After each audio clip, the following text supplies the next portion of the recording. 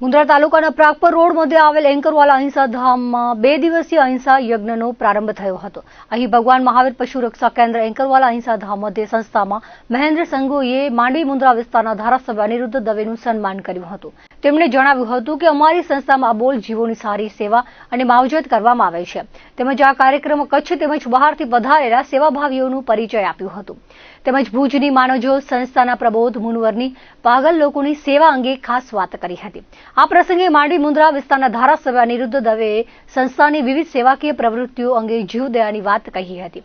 આ પ્રસંગે સંસ્થાના મહેન્દ્રભાઈ સંઘવી અને માંડવી મુન્દ્રા વિસ્તારના ધારાસભ્ય અનિરુદ્ધ દવેના હસ્તે મહેસાણાના વિચરતા સમુદાય સમર્થન મંચના મિત્તલબેન પટેલ તેમજ રાજકોટના સદભાવના આશ્રમના વિજય ડોબરિયા, નાસિકના કારગિલ યોદ્ધા દીપચંદ નાયકને અહિંસા એવોર્ડથી નવાજવામાં આવ્યા હતા।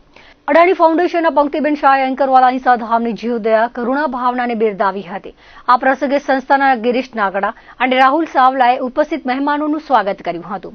પ્રથમ દિવસના કાર્યક્રમમાં અંધેરીના ચિરાગ શાહ, ડોક્ટર કુમુદ જોશી, ગોપાલ નમકીનના શિવાંગીબેન રાજ હદવાણી, હંસરાજ ગડા, સુનિલ હરિયા સહિતના મહાનુભાવો ઉપસ્થિત રહ્યા હતા।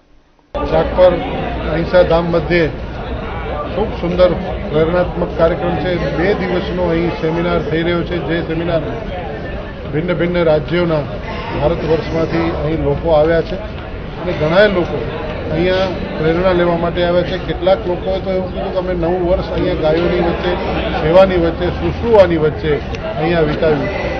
સત્ય, પ્રેમ અને કરુણા ને વહાવતું આ સંસ્થાન છે। ઉપરાંતમાં આ સંસ્થાનની અંદર અહિંસા એવોર્ડ પણ આપવામાં આવ્યો છે।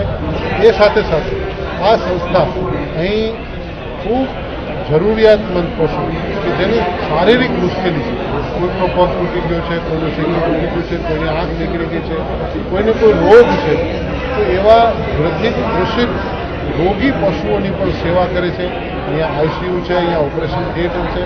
સાથે સાથે મોટી વાત એ છે કે સરકારી જમીન ઉપર તો ગૌશાળાઓ બનાવવા થાય, બધું થઈ શકે, પરંતુ દાતાઓ દ્વારા 400-500 એકર જમીન વેચાતી લઈ અને આ મુન્દ્રા જેવા મોટા ઔદ્યોગિક વિસ્તારની અંદર જેની લાખો કરોડોની કિંમત છે, એવી જમીનો વેચાતી લઈ અને આ સંસ્થાને ગાય સેવા માટે, પ્રકૃતિના સંવર્ધન માટે આપવામાં આવી છે। તો એ સ્થાન ઉપર પણ રાજ્યના આદરણીય મુખ્યમંત્રી ભૂપેન્દ્રભાઈ પટેલ સાહેબે પણ મુલાકાત લીધી હતી।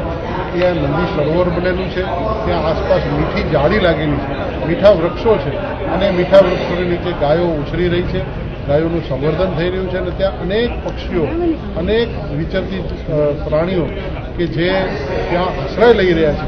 એટલે કે આ સંસ્થા આજના દિવસે જે કાર્ય કરી રહ્યું છે એ બધાને બતાવીને, સમજાવીને પ્રેરણા આપતું કાર્ય કરી રહી છે કે સૌ પોતપોતાના ક્ષેત્રમાં પણ જઈને ત્યાં પોતે પોતાના વિસ્તારમાં ગાયો માટે, અબોલ જીવો માટે, પશુઓ માટે, પ્રકૃતિ માટે, પાણી બચાવવા માટે, ઝાડ બચાવવા માટે દેશના વડાપ્રધાન મોદી સાહેબે જ્યારે એક પેડ માં કે નામ કહ્યું છે, તો એના માટે આ સમગ્ર પ્રેરણા આપતો આજનો ભાવનાત્મક કાર્યક્રમની અને દ્રષ્ટિમંડળને ખૂબ શુભેચ્છા છે। દર વર્ષે હું એમની કામગીરી મારી નજરે જોઉં છું અને ખૂબ ઉત્તમ પરિણામો એમાં મળ્યા છે અને સાચા અર્થમાં અહિંસાધામ છે।